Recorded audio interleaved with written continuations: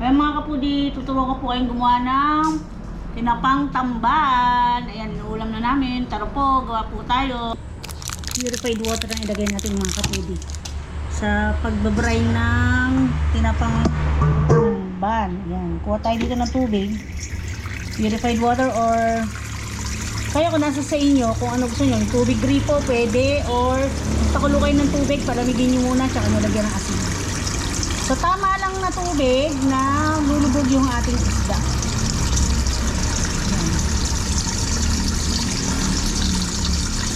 Okay na yan, lagyan natin ngayon ng asin.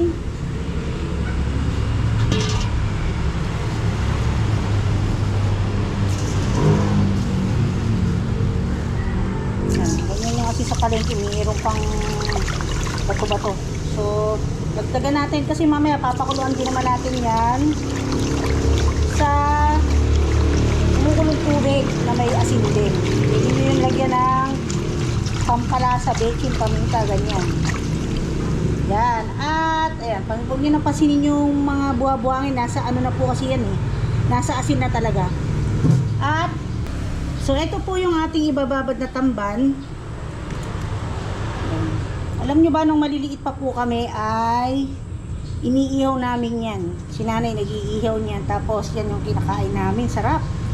Tausawan ay kalamansi patis. Kaya po natin ibababad yan mga kapudi sa tubig na may asin para mapanatili natin yung kanyang pagiging sariwa at tuluyang mawala yung natitira pang mga dugo-dugo. Yan, ganyan natin. Tapos kailangan dagan na natin yan. So, ayan, ibabad lang natin siya sa loob ng 1 oras bago natin siya pakuluan. At ayan mga kapudi, after 30 to 1 hour, magpakulo tayo ng tubig sa kasirola or ito, yung palanggana na stainless, pero hindi ko sure kung pure na stainless yan. Basta, dyan ko siya pinakulo yung tubig dahil strainer po ang gagamitin ko na ilulubog ko po yung isda na nakalagay na sa strainer para hindi po malasog yung isda pag inalis na natin sa kumukulong tubig. So hantayin lang natin yan kumulo at ilalagay natin yung isda. So takpan muna natin. Ayan.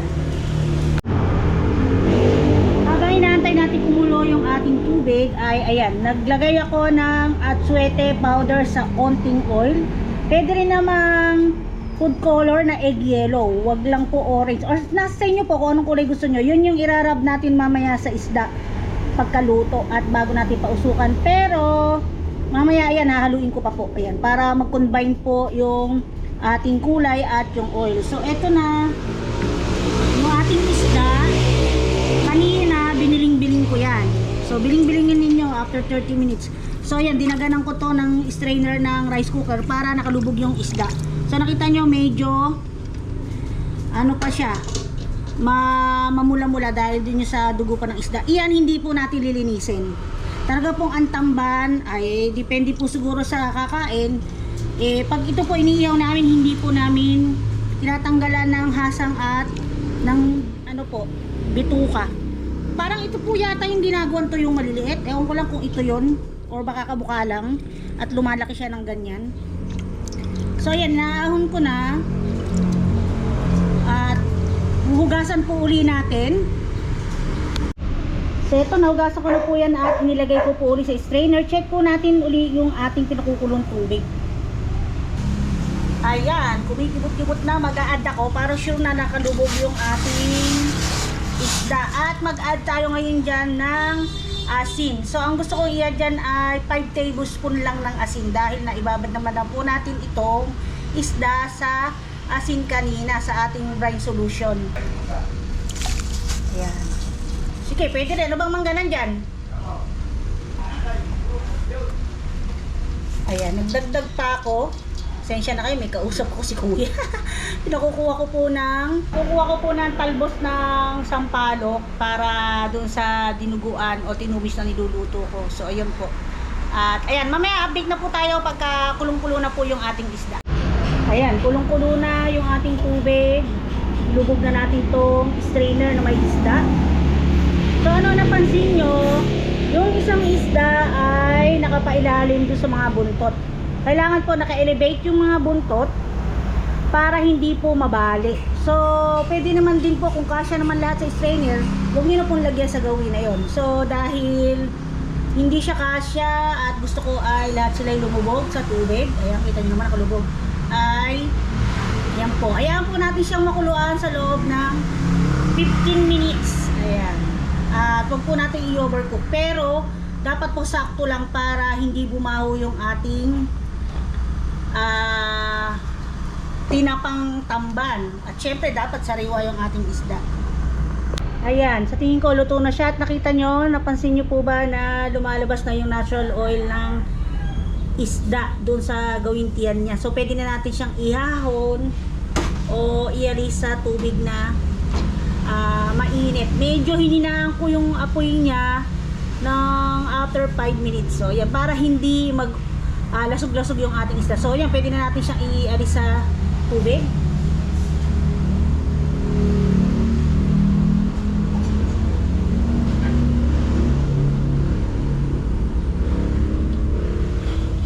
Yun. Yan, ayan muna natin siya tumulo. At pahanginan po natin to sa loob ng 1 oras hanggang siya ay lumamig bago natin pausukan, mga kapudi. Ayan, medyo malamig na at ito yung kaninang ating atsuete powder. Dahil malamig ang panahon siguro o dahil may mga powder talaga na hindi natutunaw sa oil. Kasi pagka ininit naman yung oil tsaka natin nilagay powder ay namumuo din siya. So ang ginawa ko, sinaling ko siya dito sa kawaling maliit, nilagyan ko siya ng konting tubig at tsaka ko pinainitan. So ayan, natunaw na siya na tuluyan. Pero dapat ay mas marami ang oil kasi yun po ang magbibigay kisap sa ating tamban o tinapa. Yan po yung nagpapaganda ng kulay. So ayan, kung meron kayong brush, i-brush nyo. So wala na yung brush ko, tinapon ko na. Pwede naman din yung ano tawag doon, yung tissue o paper towel. Pwede po yun, pumunit lang kayo tapos i-rub nyo lang. Tingnan nyo, hindi pa man ang ganda ng kulay. Ganyan yung gagawin nyo hanggang malagyan nyo lahat. Yung iba ang ginagawa lang yung ibabaw lang, pero dahil nasa bahay naman tayo at homemade, lagyan nyo na po pati kabilang side para magandang tingnan. Tapos dito naman sa kabilang banda, yan, naka-ready na yung aking talyase. Yan ay aking hinugasan na. Lalagyan natin siya ng bigas, tsaa, kahit anong klaseng tea, green tea, black tea. So ang gamit ko ay red label na tea. So buksan natin yan, kalat natin itong ayan, pwede naman. Kahit huwag nyo nang ialis yung mga papel na yan, kasi kailangan din natin ng smoky flavor. At nilagyan ko siya ng ilang dahon ng laurel. Yan, kalat natin. Sana meron kayong kusot, yung pinaggadgaran ng kahoy, or yung balatan ng niyog. Yun, yung mga high planon, ibabaw nyo kasi yun ang mas magandang magpausok. So ngayon sisindihan na natin yung apoy.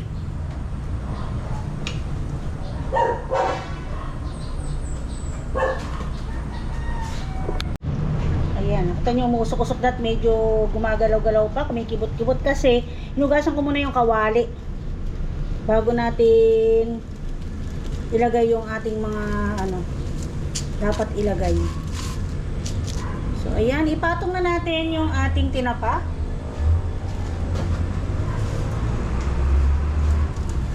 Ayan, medyo mataas siya, di ba? So ito ay strainer. Ano ba tawag dito? Ito tinakpan ko lang po siya, mga kapudi, ng aluminum foil. Ayan, para hindi na din dumikit din yung isda, dito na lang sa aluminum foil para madulas, kasi yung madulas na part ng ating aluminum foil ang nakaharap. Tapos yung mga nirab nating tamban ng atsuete oil ay ayan, magkabilaan, so hindi rin didikit dito. So ayan, pausukan natin yan sa loob ng kahit 1 hour lang or 2 hours, pwede na yon.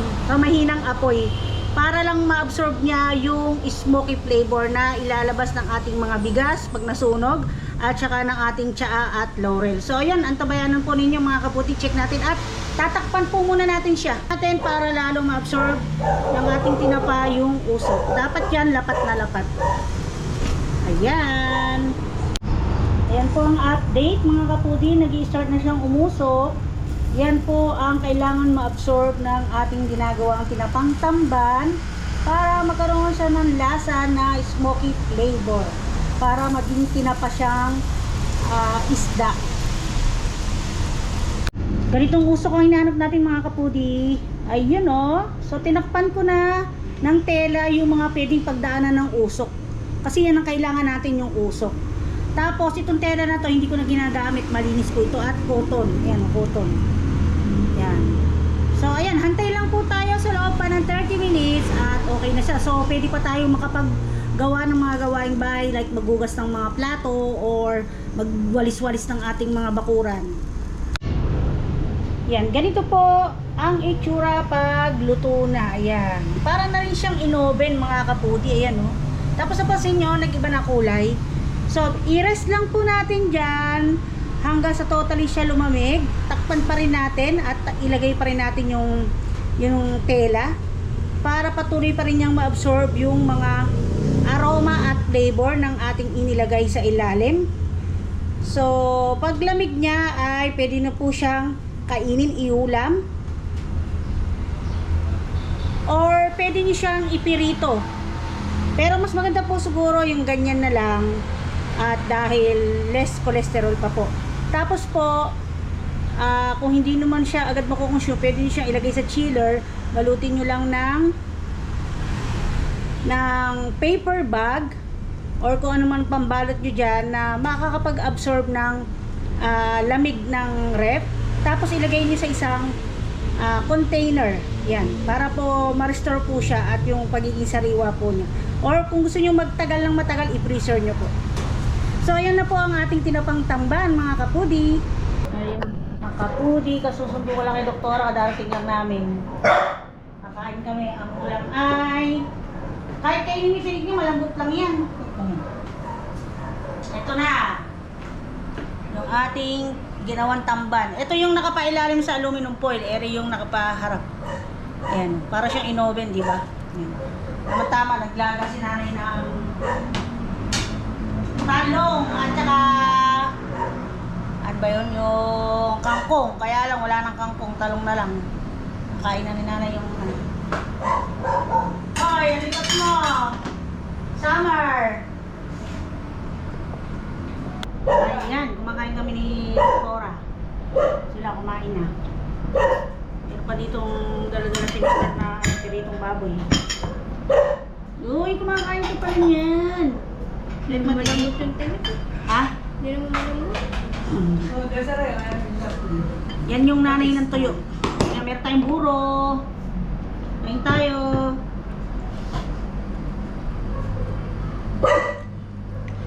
Sarap sa patas yan. Kaya kalmansi. Medyo niyang din ako niluto. Ayun o, tinumis. Kuha ka.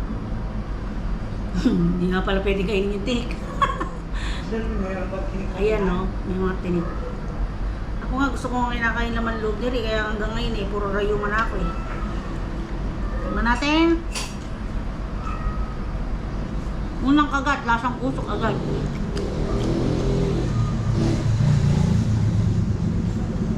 Tama sa buro, saka talong. Nandiyan, masarap yan. Kaya kung narin din iyaw yan, kaya nung ulan eh.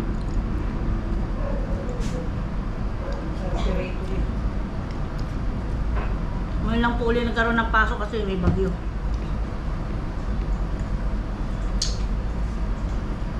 Bakit eh? Wala, dikit. Baka kay Summer, dikit ka kay Summer. Ito, mag-iyakap po si Summer, nakakati braso. Kinulong po muna namin si Summer sa, sa kwarto. Nangangalab kasi. Ay, sa kwarto, sa banyo. Iyak na iyak dun.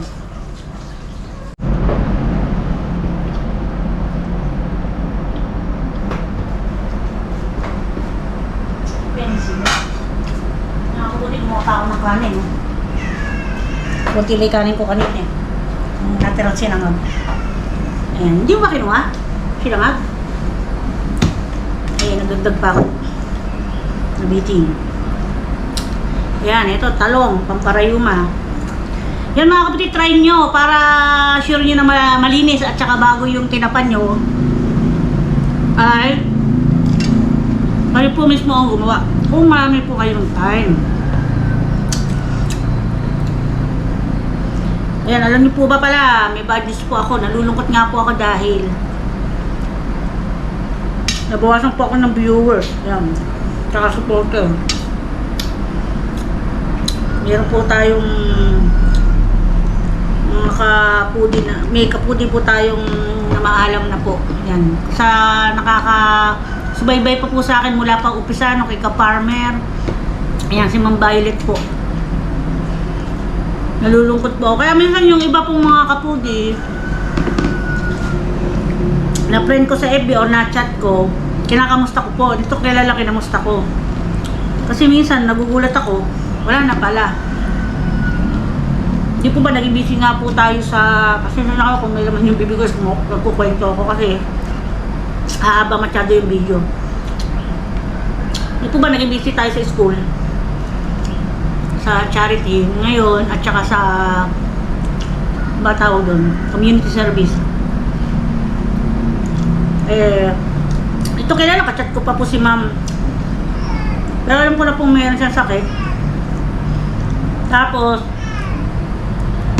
sinerch ko sakit niya, nakalagay na ilang buwan na lang. Ilang buwan lang, parang ganun. Tapos nitong may bagyo, kinamusta ko siya. Lagi ko naman po kinakamusta kung may bagyo kasi nga, minsan ang alam ko, lumulubog din sa tubig ang Makati. Yun, nalaman ko na parang 3 weeks ago, o magti 3 weeks o 2 weeks ago, ay namaalam na po si Mang Violet. Nalungkot ako talaga, nalungkot ako. Ilang araw ko din ang 3 araw ata. Kasi po madalas po siya sa akin mag-chat, minsan tatawag sa cellphone, hindi po siya sa messenger, sa cellphone po.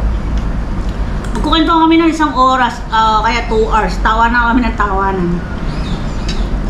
Yun, nalulungkot lang po ako. Tapos, kahit nasa Makati siya, ma-order po siya sa akin, sabi nga niya, kasi natutuwa ay ka, kasi sipag-sipag mo, ganyan. Parang kung sa ganun lang, matulungan niya ako. Naiya nga ako kasi napapamahal po yung pa-order niya kasi yung delivery charge po ang mahal.